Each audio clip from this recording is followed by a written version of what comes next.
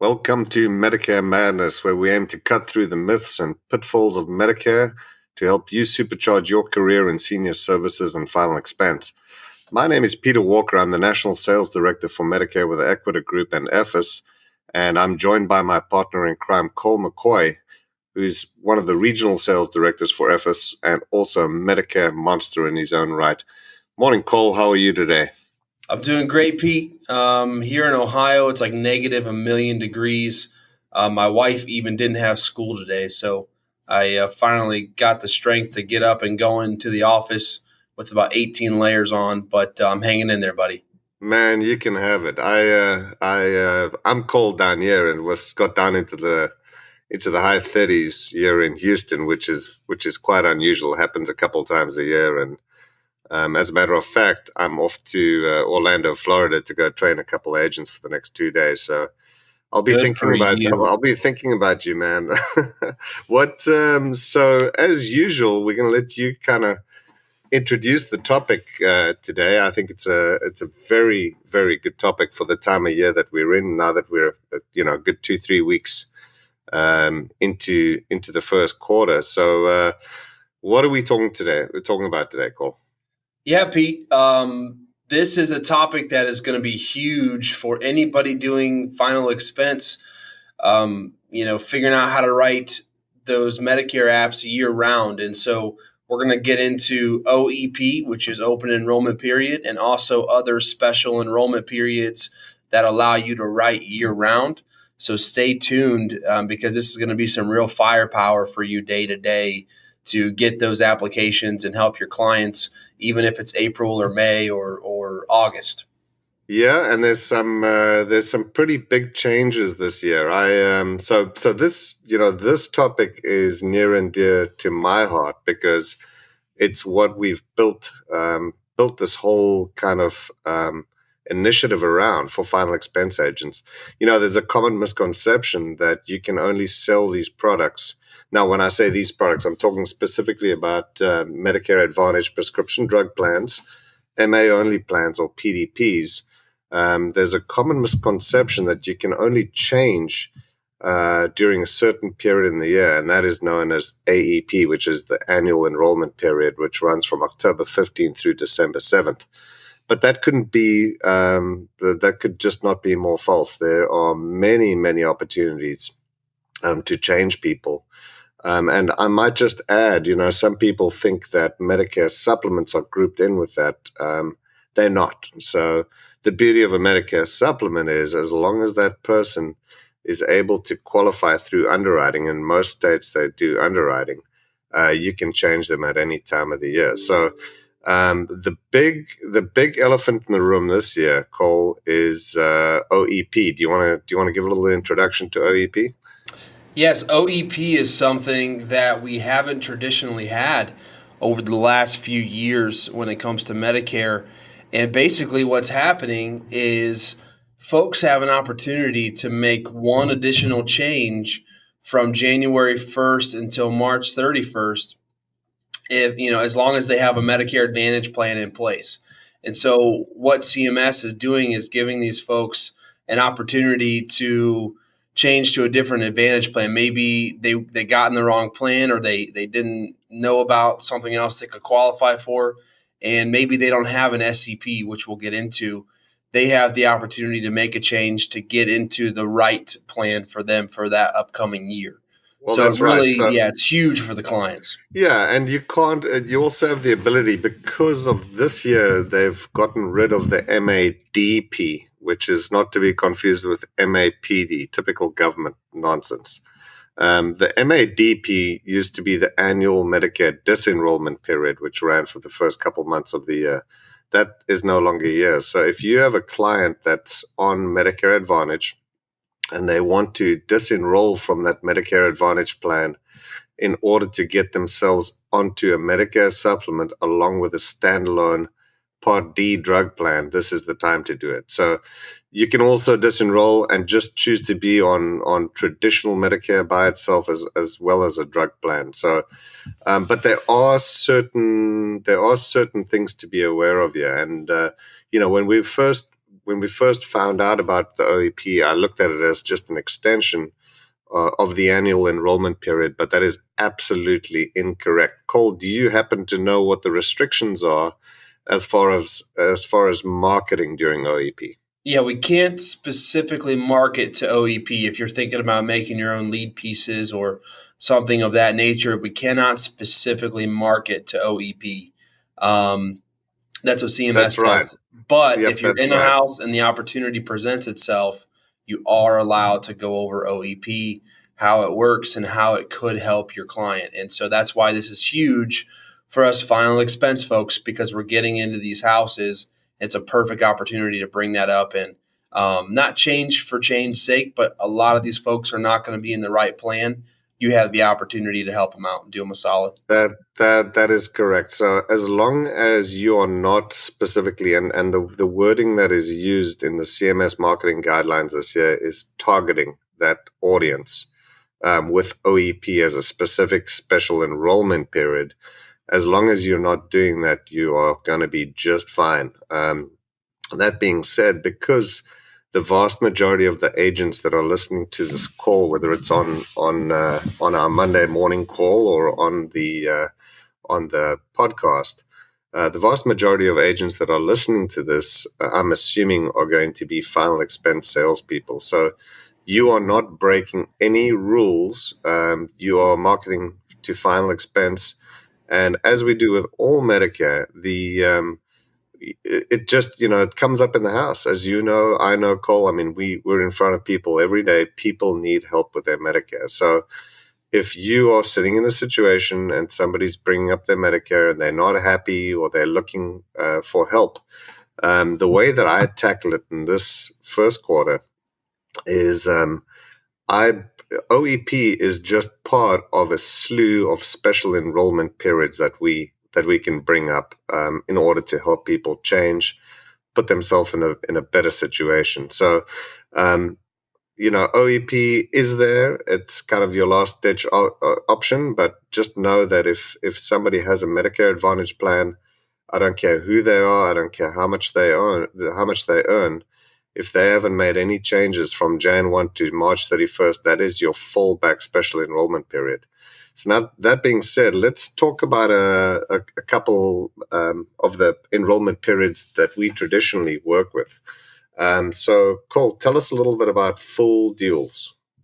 Full duals, Pete. That is typically, I would say, a good portion of our folks that we're sitting down with. These are people who have Medicare and Medicaid in some capacity, and every state handles Medicaid a little bit differently. But this is someone who basically has a perpetual special enrollment period. It's someone who has their red, white, and blue card, and then in most states it's a little white piece of paper or something that states that they have Medicaid and they'll have a Medicaid ID number.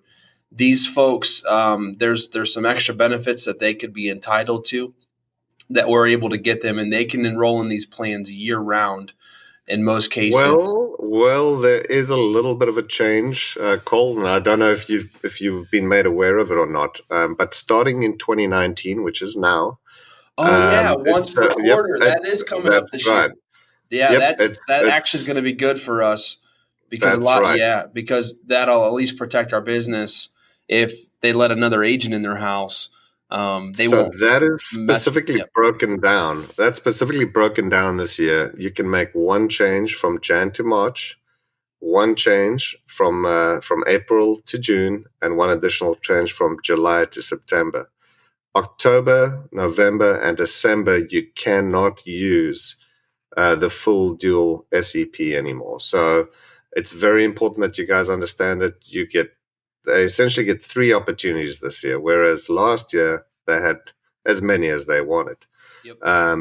Now, that goes for anybody on any level of Medicaid, and as Cole mentioned, Medicaid varies tremendously between different states. In some states it's called Medi-Cal, like California, Soonacare in Oklahoma, and just what I would do is, if you have questions about your area, give me a call. If I know the answer, I'll help you. Otherwise, I can direct you to the best place to find out the information about that Medicare. Now, what is the next level down from Medicare that we should be on the lookout for, Cole? We have LIS. This, Oh, my yeah, favorite. my Yeah. favorite too. This is someone who's known as maybe referred to extra help, or LIS stands for low income subsidy, and this is someone who doesn't quite qualify for Medicaid a lot of times. Although if you have Medicaid, you also have LIS, so that's something that folks get confused on. But LIS, basically you have under a certain amount of money. It's roughly, I'm not going to get this number exactly right. If you're a single person, under $1,400 a month. It's actually a little higher. Okay. It's just over 1,500 for this year, Okay, that's great. and So just over 2,050 as a couple. okay. Now they haven't published the 2019 figures yet, but it should be slightly higher than that. And that's very important because you can actually enroll people in LIS, right, Cole? Yeah, so what you can do is you can ask somebody how much they're making, and you can actually help them fill out an application to get LIS. I've done this a lot in my career where folks qualified for it, but they didn't necessarily know how to get the help. And it does a huge service to your client. In fact, can I tell a story about LIS, Peter? Of course. Uh, I expect you to. okay. I've got hundreds of stories about LIS. I'm sure you've got many too. So give So us one. one of my favorite stories to tell. This was in October of 2017. I sat down with these folks. It was a final expense lead, and I went over the final expense program. And they were great people. They really liked everything that we talked about. However, once we got to asking for a check, they were still very nice about it. But sometimes when someone says I can't afford it, it's a smokescreen. But in this case, it was legitimate. They were looking at bankruptcy and some of their other options, and basically, I just started asking them questions. What's going on? Why aren't you able to allocate these funds to your house? Is kind of how I asked it, and they began to tell me about their medications, and they had some medications that weren't being covered by their current plan, but they had to have them. In the last 3 or 4 months, they were spending, and they were showing me their bills where they were paying over $500 per month for their medications, and I'm looking at them and I'm saying, okay, let's ask some more questions. So basically, their income was to the level where they could qualify for extra help. They just never really, they never applied for it. And so I helped them. Excuse me, I helped them get extra help. So what I did is I applied them online, or helped them apply, and then basically it takes, I always say, 10 days, 10 to 14 days to hear back. And we went back to Medicare.gov, checked it out. They got extra help. So what we did, it ended up saving them $400 and something every month for all their medications. And they're still in that house. I still go see them about once a year. They're still able to keep things running just because of extra help.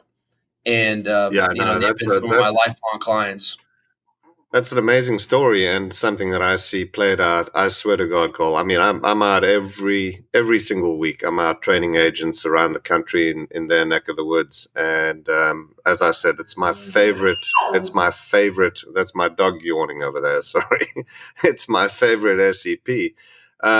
It's as easy as this. You go to ssa.gov/prescription help, and it brings up the actual online form, and you can fill it out right then and there. And quite honestly, you don't need much information from them whatsoever.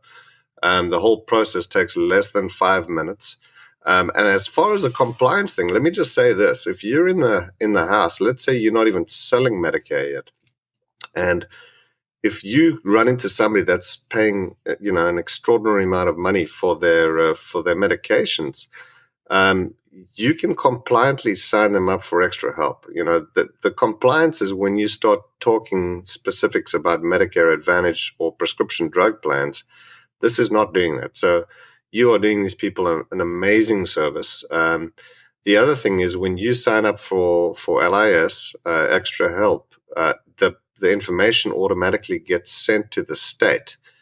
So in other words, the state Medicaid office will receive that person's information.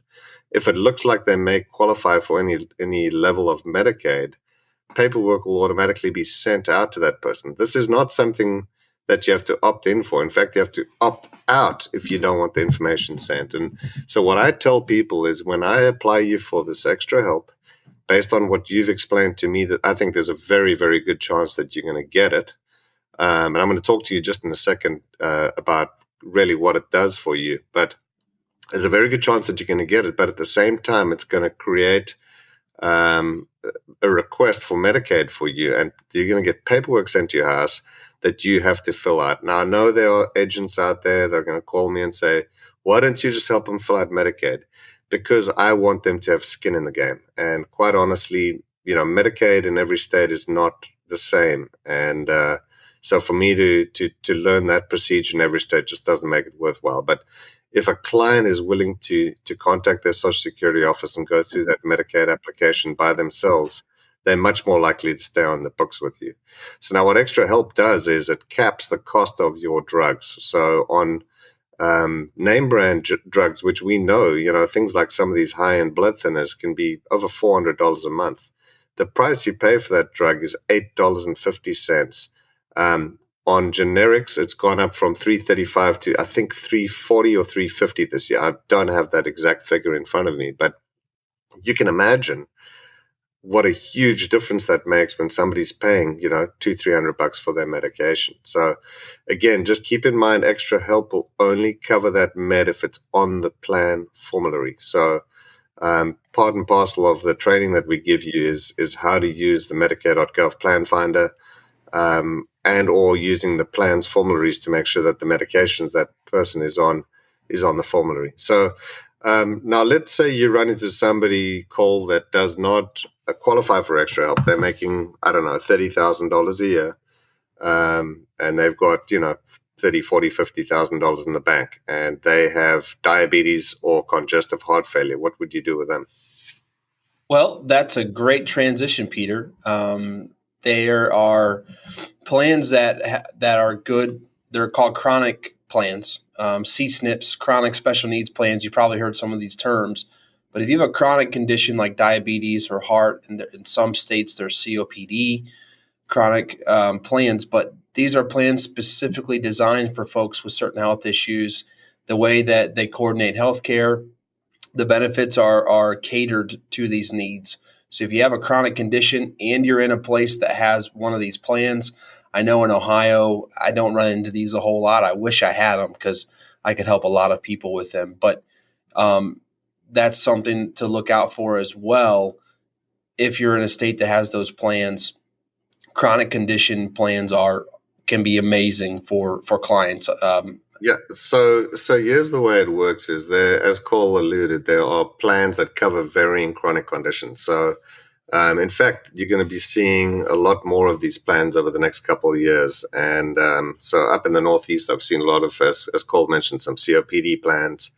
The old standbys were for diabetes, and that's any kind of diabetes, even a pill diabetic. If they're type 2 diabetic, they would qualify for one of these plans, and or congestive heart failure in most cases, or some version of heart failure.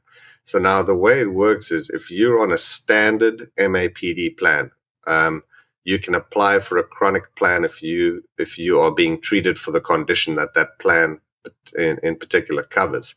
Now the carriers themselves will actually work closer with people with those conditions. So they put in better doctors and better facilities to help treat those conditions. So these plans actually are really amazing for what they do. Now, one thing to understand is if you run into somebody and they're already on a chronic plan for diabetes, and you want to move them from their diabetes chronic plan to your diabetes chronic plan because it's got extra benefits, you can only do that if they have another qualifying chronic condition. So in other words, they had recently, not only do they have diabetes, but they've now recently also been diagnosed with congestive heart failure. You could then move them to a plan that treats both, but you cannot move them from a like to like plan. So it's a great plan. There's some extra paperwork to be done. In every booklet, there's a chronic verification form that has to be signed by the treating physician. And the plan will actually send that form out to the physician's office to get them to sign it and send it back, which good luck with that. Sometimes these offices just are not good about responding. The other option is you can give the form to the client, have them take it directly. When I say client, the beneficiary, have them take it directly to the doctor's office, get it signed, give them a pre-addressed envelope, and have them mail it in. Or in some cases, when I work these rural areas, I don't mind. I'll pop right by the physician's office. I'm not sure if that's a HIPAA violation, but I'll drop it off for them and have them mail it directly in. So as long as you're not touching that information, it's good to go. Now, Cole, I'm not familiar with Ohio. I don't believe they've got an SPAP. Do you know about SPAPs? Do you use them at all? Yeah, SPAP is something I've never actually used, but I know there are definitely. I've worked in some states that do have some SPAPs for folks who have kidney issues. Maybe they need dialysis or they have HIV. There are special drug assistance programs in certain states. Like I know in Texas, there's a kidney SPAP as well as an HIV SPAP. Some. That's right. The problem with the SPAP in Texas is that it's more related to people that are on dialysis, and Yeah, therefore yeah. you're automatically not going to be writing them Nothing we can do. Yeah. an MAPD plan unless it's probably going to happen because dialysis is actually going away as a condition that you cannot write starting in 2020, from my understanding, and we'll find out more about that this year. But I think they're in about 13 states. SPAP stands for State Pharmaceutical Assistance Program. New Jersey has one. I believe Rhode Island has one. The way they work is they work in a very similar manner to LIS, low income subsidy, and the extra help plan. In New Jersey, for instance, you can earn significantly more than the than LIS. So you've got people earning $36,000 a year that qualify for the state pharmaceutical assistance program. The beauty of that is if you qualify for an SPAP, guess what? You have a SEP, a special enrollment period, and we can move you from any plan that you're on to any other plan. Or better yet, when you run into somebody that doesn't have anything and they earn a little bit too much money and they're on original Medicare, you can go ahead and sign them up for your plan and use the SPAP as your special enrollment period.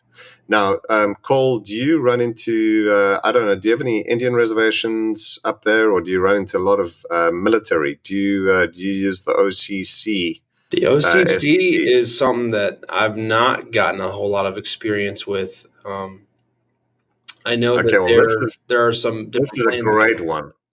Yeah, this is a great one. I was just in Panama City, Florida, down by Pensacola with Danny Mitchell, and you run into a lot of military. And so the way the OCC stands for Other Creditable Coverage, and the way it works is if you get your drugs from the military, or in some cases like where there's Indian reservations and there's Indian healthcare.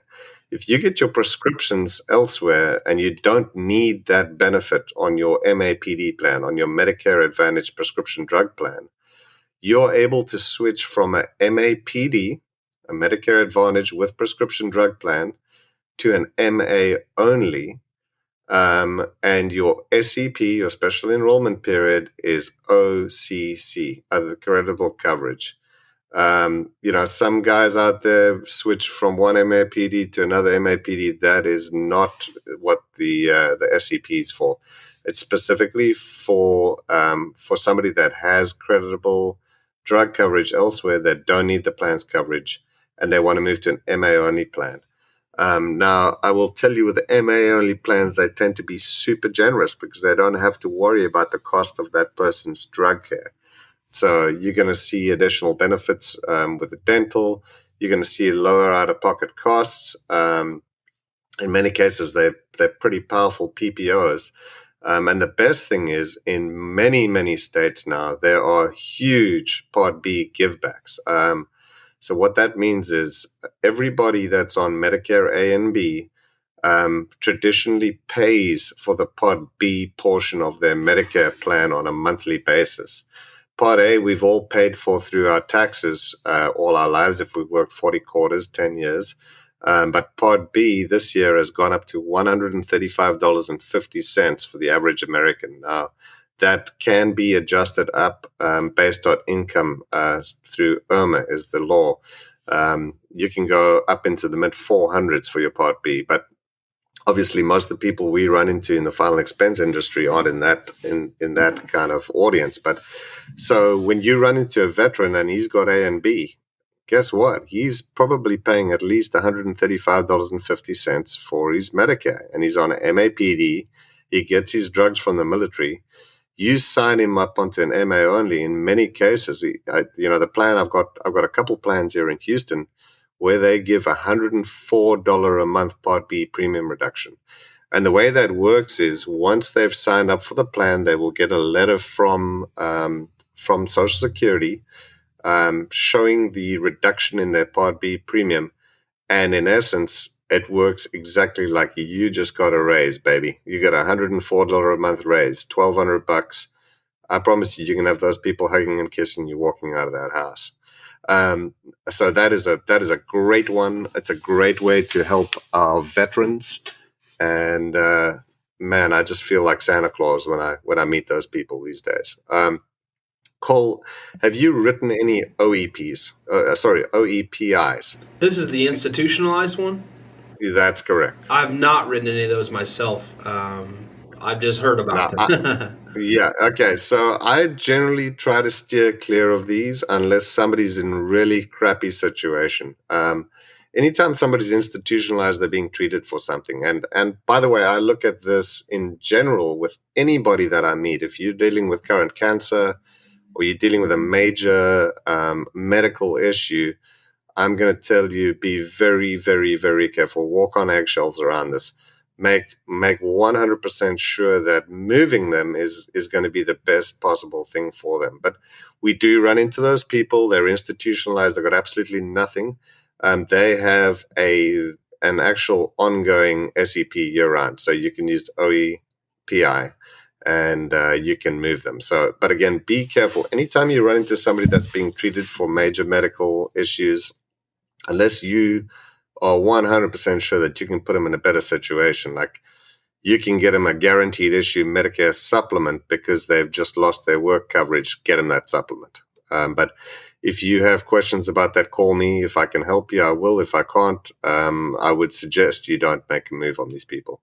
Now, this is another one that I ran into in Texas. SEPs for declared emergency calls. Have you ever run into this, or you guys are so in No, the we're middle of pretty nowhere there? insulated from all the hurricanes and all that. But I know working in other states, you do run into it from time to time, especially when there's hurricanes or bad storms. Like I know in North Carolina, they're still under an SEP from a lot of that stuff they had happen. I know when you had Yep, that's right. Harvey.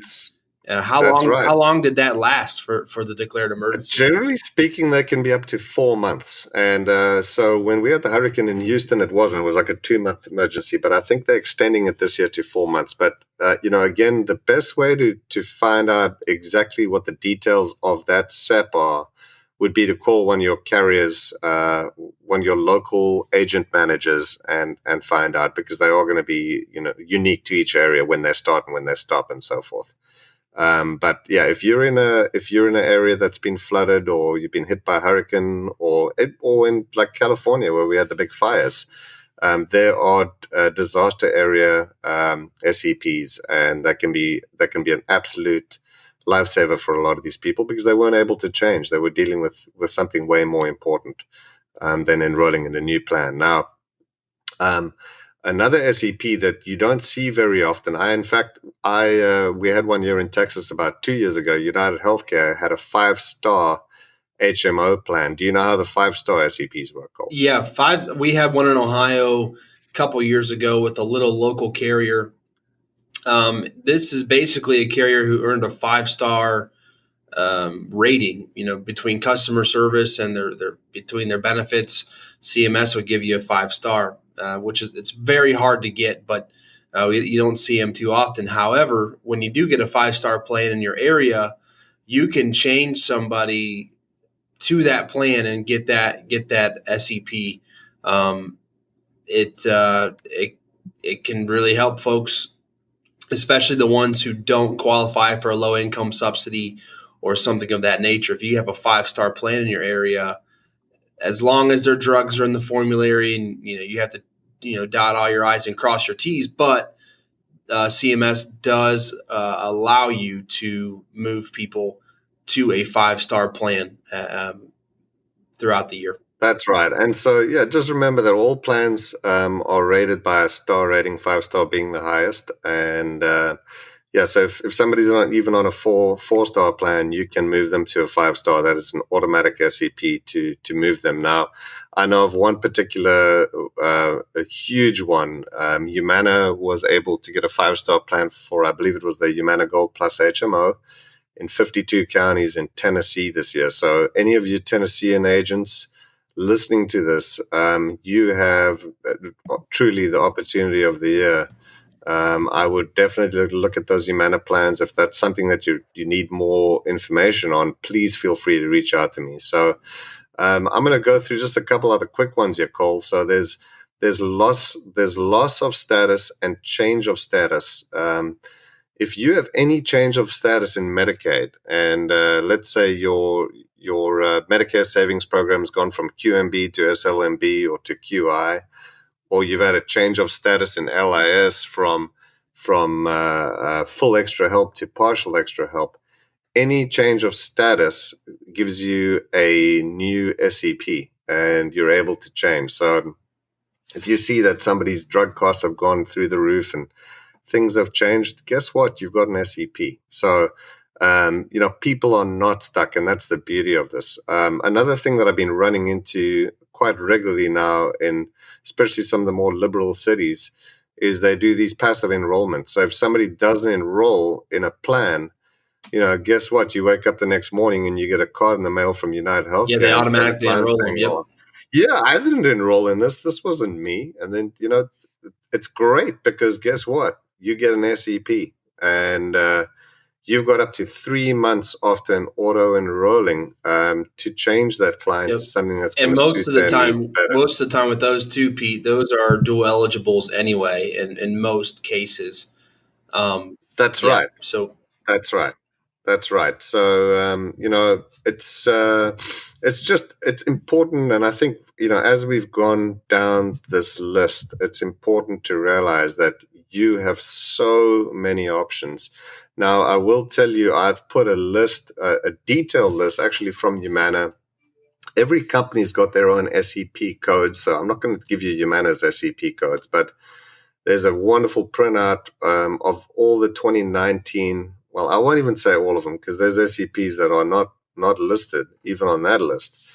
But there's a printout in the Medicare share folder on our FS Dropbox that lists all the SEPs. And again, if this is something that you are unsure of how to use, you can always call the agent hotline for that particular company, call me, or refer to that list. And just know that Medicare is a year-round sales opportunity. Cole, are there any SEPs that you think I've missed out on yet? I'm looking here, Pete. I don't see anything that you're missing, but we could go back, listen through this, and see. One thing I will encourage y'all in is just if you don't see an SEP, an obvious one, call Peter or call me, and just let's kind of take a look at it. Sometimes there's an SEP you didn't realize was there. It's worth an extra 5 minutes in the house if you can really help a client, and that's what we'll encourage y'all to do. If you're trying to figure this thing out, please reach out to us. That's why we're here. That's why we're sharing this information with you. We really want you to have all the tools that you need to go in and be successful, but really help these people out, because a lot of times I mean, let's be honest, most of the people that we're sitting down with are not in the right plan. And so you can really, really help them as long as you know how to utilize the tools that you have available to you. So please reach out. That's right. Yeah, Cole. So that with all these SEPs that we've just gone through, it's important to realize that overlying all of those from Jan 1 to March 31st is the OEP. And I've already spoken to a couple of agents that have been confused by this. OEP gives you one single opportunity to change that person for any reason, if that person needs the help. But in most cases, you can find an SEP that'll suit their needs, especially with the people that we're dealing with. So just keep that in mind. But OEP is for Medicare Advantage to Medicare Advantage plan change only, or to get out of Medicare Advantage and go back to original Medicare with a PDP. And obviously, at that stage, you can add a Med Sup if that's what you're looking to do. But anyway, that's all we have for today, guys. And Cole, why don't you give us your details in case anybody wants to get a hold of you? Yep. My cell, you can text or call 419-961-6310. And my email, Cole, COLE, at finalexpenseservices.com. I'll be more than happy to help day or night. Reach out and hope to hear from you. Yes, and my information is my email address is p.walker@equita1.com. That's Equita with the number 1.com. And my cell phone is 818-201-6979. Whether you're with us or whether you're doing your final expense elsewhere, we would love to have you to work with us. We work with all the national carriers nationwide. And, this is what we specialize in. And if you just want to reach out and ask some questions, please feel free to call me. Again, my number is 818-201-6979. And we'll see you guys next week for another episode of Medicare Madness. Thank you, Cole. Have a great day. Yep, you too, Pete. See y'all.